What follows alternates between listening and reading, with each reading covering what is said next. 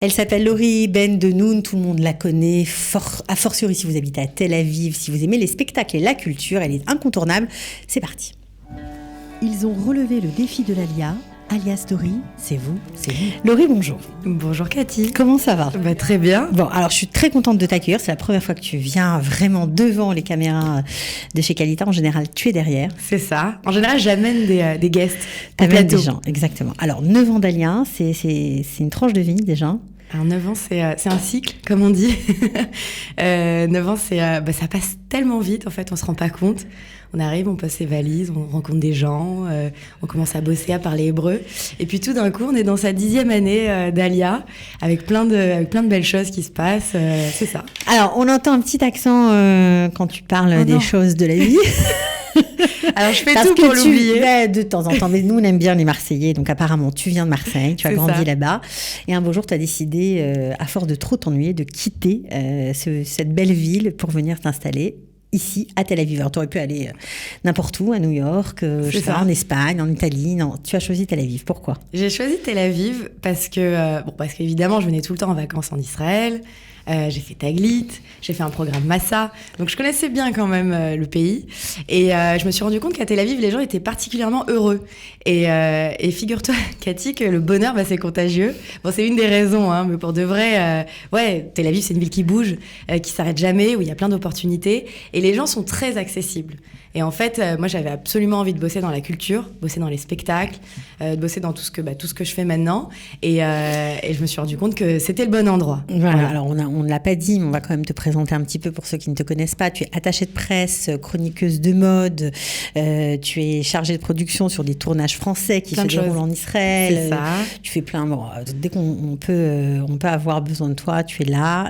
Tu as beaucoup de casquettes. Tu es vlogueuse, c'est-à-dire que tu te balades dans les rues avec une caméra et tu racontes un peu ce qui se passe. Restaurant aussi, j'aime bien goûter, j'aime bien parler de mes coups de cœur. Voilà, c'est ça. Tu mets un peu en lumière ce qui te plaît en Israël et plus particulièrement ici à Tel Aviv. Alors, le bonheur c'est contagieux, c'est une des raisons, mais tu m'as dit aussi en préparant l'émission que tu aimais cette énergie où on avait l'impression que tout pouvait s'arrêter du jour au lendemain. C'est un peu triste, mais quelque part ça donne... Non, alors je disais surtout que j'aime bien cet esprit israélien où les gens vivent comme s'ils pouvaient mourir demain. Alors c'est vrai que c'est un peu bizarre. Ça rappelle une chanson. Mais si tu peux la chanter, Cathy, vas-y. Mais c'est vrai qu'il y a cette énergie comme ça où on vit à fond, on vit les choses à fond et on se donne la chance aussi. J'ai remarqué qu'à Tel Aviv, les gens s'autorisent à vivre leurs rêves et souvent les gens se reconvertissent de leur profession, ils changent complètement, ils prennent un tournant et Tel Aviv c'est une ville qui nous porte et qui nous permet d'accéder à ça. Alors toi tu n'as pas fait de reconversion parce que tu avais un master en management culturel, donc tu restais on va dire dans ce que tu avais étudié, dans ce que tu voulais faire. C'est ça. Alors la question est, tu bosses uniquement en français, tu bosses en hébreu, où en es-tu au niveau de l'hébreu aujourd'hui ? En hébreu, אני בסדר גמור. Ok. Tu parles couramment ? Je parle couramment. Tu écris, tu lis ? Alors, mais attends, Cathy, tu me poses une colle là. Alors, je lis les textos. J'écris des WhatsApp. J'écris, je lis, je parle. Mes clients sont israéliens, donc je traite avec eux en hébreu, ce qui est pas facile, parce que du coup, il faut vendre en hébreu. Mais je travaille en fait avec toute la communauté française, avec tous les médias français francophones en Israël, comme Qualita, par exemple. Alors, comment on accroche les wagons ? Parce que c'est pas le tout d'être diplômé, mais quand on débarque quand même dans un pays, somme toute, étranger à la base, même si on a l'impression de rentrer à la maison, on rentre à la maison. Ouais. Comment on accroche les wagons ? Comment on connaît des gens ? Qu'est-ce que tu as commencé à faire ? Il faut rentrer dans le vif du sujet. Et moi, ce que je dis toujours, il faut faire des choses. Il faut faire plein de choses. Okay. Donc, j'ai commencé à bosser dans des boutiques de luxe, de vêtements. En tant que vendeuse ? En tant que vendeuse, ouais. Donc, t'as pas eu peur de recommencer ou de commencer J'ai commencé parce qu'en fait, je venais de finir mes études. J'avais fait une année un peu de recherche. Je veux pas dire une année sabbatique, mais un peu de recherche. Donc, non, j'avais pas du tout peur. Et puis, j'adore la mode. Et puis, c'était pour moi une opportunité de travailler dans une boutique de luxe sur Kikar Medina. Il y a 10 ans, Kikar Medina, c'était vraiment la place où il y avait tous les magasins de luxe. Ça l'est encore, mais il y a plein de régions à Tel Aviv qui ont investi, enfin la mode a investi plein de quartiers à Tel Aviv différents. Et j'ai vu ça comme une opportunité. Puis j'avais envie de travailler, j'avais envie de parler hébreu. Ouais, c'est là-bas que tu as tout appris en fait. J'ai pas tout appris, mais j'ai compris le système. Alors quel système ? Le système j'ai compris déjà qu'il n'y a pas par exemple exemple, dans la mode, il n'y a pas d'agence de mode, il n'y a pas de... comme à Paris, où par exemple, il y a des immenses dressings où tous les journalistes viennent se servir pour leur rubrique de mode. Là, non. Ça n'existe pas. C'est bien dommage, d'ailleurs. Ça n'existe pas, non. Sinon, je me serais servie. Mais en fait, le styliste israélien vient directement dans la boutique, il récupère la pièce, et après, il la ramène, et après, la pièce, on la vend. Ce qui est pas drôle.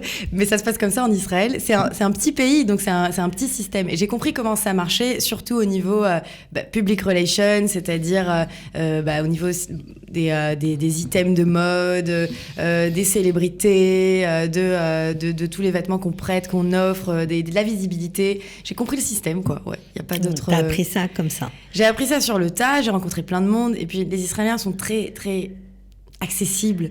Il n'y a pas ce côté star system de barrière, n'importe quel... On parle à tout le monde, on donne la chance à tout le monde. Ouais, même les célébrités, même les gens connus, même les personnalités, les artistes, c'est très accessible. Alors, c'est quand même un francophone, un français, on va dire, on le salue, s'il nous écoute, David Stern. Qui m'a tout appris. Il m'a laissé ma chance parce que j'avais finalement pas du tout d'expérience. Et puis j'ai commencé à bosser avec lui en production. Et surtout, en fait, c'était rigolo, c'était le début des médias francophones. C'était il y a 10 ans, il y avait des médias francophones, mais c'était des petits blogs, des petites pages Facebook, c'était pas aussi développé comme maintenant. Et moi, j'allais voir chacun de ces... Je vous donne tous mes secrets. J'allais voir chacun de ces petites pages Facebook. Il y avait même pas la folie d'Instagram, tous ces médias, ces réseaux. Et c'est comme ça, en fait, tu te présentais à eux, quoi. Tu t'es fait connaître. Et c'est comme ça qu'on diffusait auprès de la communauté francophone les concerts que David organisait. Voilà. Alors, il y a eu les concerts, et puis on a eu d'autres. Il y a eu, bien sûr, de belles aventures. Tu as travaillé sur le concert de Charles Aznavour. Voilà. Alors ça, c'était, j'imagine, génial pour toi. Voilà, t'as fait une histoire courte, mais après... Oui, bien sûr, on va pas tout raconter, évidemment. On va pas raconter Navandalia. Mais ouais, c'est ça. Après, très rapidement, j'ai compris qu'il fallait que j'ouvre mon agence d'attaché de presse. Et là, en fait, c'est souvent quand on décide, quand on prend une grande décision, que l'énergie revient dans le bon sens. Et donc, j'ai eu l'opportunité de travailler sur des énormes concerts au niveau de la promotion francophone, donc la communication en français, parce qu'en Israël, Cathy, c'est pas moi qui vais vous apprendre qu'il y a beaucoup de français. Et donc, j'ai bossé sur le concert de Jean-Michel Jarre à Masada. C'était un événement, j'imagine, inoubliable pour toi. Ça, c'était énorme. Et surtout que Jean-Michel Jarre est un monsieur très, très, très respectueux et très reconnaissant du travail de ses équipes. Et ça, c'était vraiment très gratifiant. Et puis après, voilà, le concert de Charles Aznavour, il y a 2 ans. Et puis beaucoup de concerts, Patricia Cass, enfin tous les concerts francophones en fait. C'était Bruel, etc. Il y a beaucoup de choses. Bruel, c'était avec David, mais oui aussi. Jennifer, qui a un super souvenir. Le Tel Aviv Comedy Club, l'année dernière aussi, avec Eve Adams en maître de cérémonie. Plein d'événements. Voilà, Mister Smadja, on le salue. On salue on Manu. Espère qu'il y aura un nouveau numéro cette année. Ah oui. Voilà. Bon, en tout cas, tu as fait plein de choses. Donc, juste pour ceux qui ont envie, peut-être comme toi, de faire ce que tu fais ou de travailler peut-être dans des professions similaires, c'est chouette d'être ici. C'est pas trop dur quand on est seul, quand on n'a pas vraiment de famille. Comment ça se passe pour toi? Bon, toi, je sais que tu as un frère ici, mais... Oui, alors c'est vrai que si on a de la famille ici, c'est beaucoup plus simple. Parce que déjà, on sait où passer Shabbat. Et passer Shabbat, c'est quand même un élément central. Enfin, Shabbat, c'est la fin de la semaine. On a l'impression que personne ne fait Shabbat. Bon. Non, moi, je fais Shabbat, personnellement. Et je suis pas la seule. D'ailleurs, je fais partie... Je plaisante. Non, mais... Non, parce que Tel Aviv, c'est une ville très moderne et pas particulièrement religieuse, mais il y a des jolies communautés, comme par exemple celle dont je fais partie, le Centre Aleph, qui est dirigé par Yitzhak Sitruk, que je salue. Voilà, on salue. Et donc, oui, c'est vrai que avoir une famille ici, c'est plus facile pour passer Shabbat, pour les fêtes, pour être encadré, pour être soutenu. Si on vient sans famille, c'est compliqué, mais il y a quand même beaucoup de... Je trouve que la communauté française, elle est assez soudée et on se sent pas seul. Mais ouais, il y a des moments difficiles, il y a des moments où il faut aussi fitter avec la mentalité israélienne, que j'aime beaucoup parce que c'est finalement très honnête et très droit. Très cash, très tachlès, mais on s'en mêle pas, ou en tout cas on ne se charge pas de salam aleik inutile. Voilà, il n'y a pas trop de courbettes, et puis l'Israélien, il n'est pas dans le jugement. L'Israélien, il te prend comme tu es, il te dit la vérité, et puis on peut se disputer, et puis après c'est fini. Il y a pas de. On peut te dire ça va pas, ça va pas, puis après hop, on passe à autre chose. C'est ça. C'est ça qui te plaît. Et ce qui est bien, c'est que nous aussi, les Français, on a le droit de dire les choses de manière spontanée, et après il y a pas d'état d'âme, on passe à autre chose. Et ça c'est bien, c'est ça qui me plaît. Mais il faut être très souple en fait pour pouvoir travailler en Israël, bien s'entendre avec les Israéliens, comprendre. Il faut être patient. Enfin, la savlanoute. Bon, alors tu nous as parlé beaucoup des concerts, peu de la mode. Pourtant, on a une petite démo de tout ton parcours. Voilà, tu fais des télés, tu te balades. On va voir en quelques images ce que tu fais. Vous arrivez comme ça à un rendez-vous. Est-ce que je peux me mettre en avant aujourd'hui? Merci. Vous êtes radieuse. Génial. Très classe. Non, c'est très très classe. Il faut mettre des grosses lunettes. Vous savez, le moi à la moi, comme ça. Ce que je conseille, c'est de la jouer en mode un peu asymétrique. Et donc là, je vais le faire en live. Parce qu'en fait, elles ont imaginé que s'il y avait un Club Med à Tel Aviv, c'est le t-shirt qu'on porterait. Alors ça, c'est une collab. On porte très délicatement. Voilà, comme ça. Vous lâchez un peu sur le côté. Alors voilà, question. Est-ce que vous validez le bleu marine et le noir? C'est raffiné. Et puis ça tient. C'est chic, c'est de la cam. En fait, ça plaît. Je vais vous apprendre comment booster son look à la plage.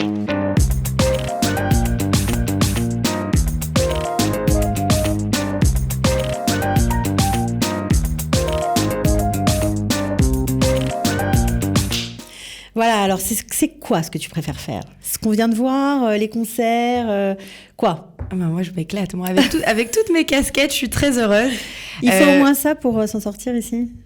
Parce que la vie est très chère, tout le monde dit que c'est 30% plus cher que la France. Que... Je peux pas te dire la vérité, sinon je vais casser tout le charme, tout le côté glam. Il faut dire la vérité, on est chez Studio Qualita, on peut tout dire. Il faut une activité qui nous rassure financièrement. Ouais. C'est pour ça que j'ai toujours bossé dans les boutiques de vêtements, pour garder aussi ce côté, pour rester connecté aux actus mode. D'ailleurs là j'ai arrêté, je bosse plus du tout dans les boutiques de vêtements parce que grâce à Dieu ça se passe bien. Ouais. J'ai du travail, j'ai des projets différents et puis ça s'enchaîne, et puis il faut avoir confiance aussi, et quand on a confiance en H&M aussi, les choses se présentent bien. C'est bien, c'est religieux Qualita, on peut y aller, tu vois. Mais c'est pas religieux Qualita, non mais c'est vrai, c'est des images comme ça qui il y a de tout, hein, la porte est ouverte à tout le monde, qu'on soit de gauche, de droite, peu importe ses opinions politiques. Tout le monde est bienvenu, peu importe ses convictions religieuses. Franchement, il y en a pour tout le monde. Je sais que tout le monde pense ça, mais c'est bien de faire une petite mise au point. Voilà. C'est très bien. Alors, c'est pas religieux, mais en tout cas, on peut parler de tout. D'accord. Alors, tu prépares un très joli concert. En tout cas, tu assures la promotion francophone d'une star, on peut le dire. Ouais. Je pense que c'est les Russes qui vont être aux anges, parce qu'elle est très, très aimée. Elle est très, très aimée par eux. C'est Lara Fabian. Alors, comment as-tu décroché ce contrat? Lara Fabian, déjà moi je suis fan de Lara Fabian. Alors ça c'est un côté dans mon job que je veux quand même préciser, c'est que pour représenter un artiste, un concert, il faut vraiment être passionné, il faut vraiment les aimer, parce qu'il n'y a que comme ça qu'on peut parler d'eux, les représenter et donner envie aux gens de venir au spectacle.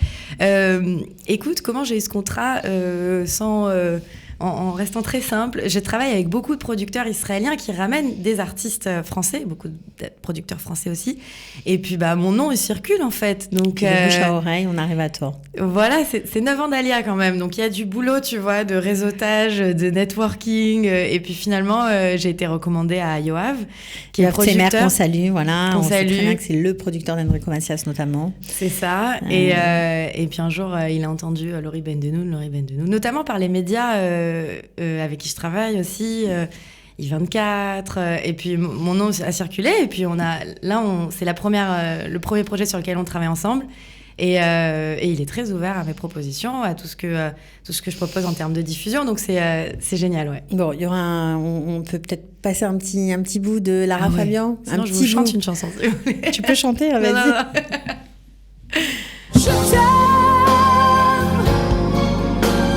Je t'aime comme un fou, comme un soldat. לארה פביאן, הדיבה, הקול הקסום בישראל. 14 בדצמבר, היכל מנורות תל אביב. Bon, voilà. Alors là, je crois qu'on a vraiment déroulé le fil de tout ton parcours. Je voulais ici. dire que les réservations pour Lara Fabian, quand même, laissez-moi faire un peu mon job, Cathy, c'est sur Culture Access, voilà. la billetterie francophone. Voilà. Ok, alors ça c'est dit. Quand tu te regardes un petit peu en arrière, qu'est-ce que tu te dis? Alors là, c'est une thérapie. Ben, je me dis que c'est un beau parcours. Ouais. Je suis assez contente parce que je suis arrivée en Israël avec rien, pratiquement. Juste mon master en poche, mais mon master, il valait rien pour les Israéliens. Parce qu'en plus, je l'ai même pas fait. Normalement, il faut faire une équivalence. Tu l'as pas fait. Je l'ai même pas fait reconnaître valider. parce que moi, je me suis dit, bon, bah, ça revient au même. C'est dommage.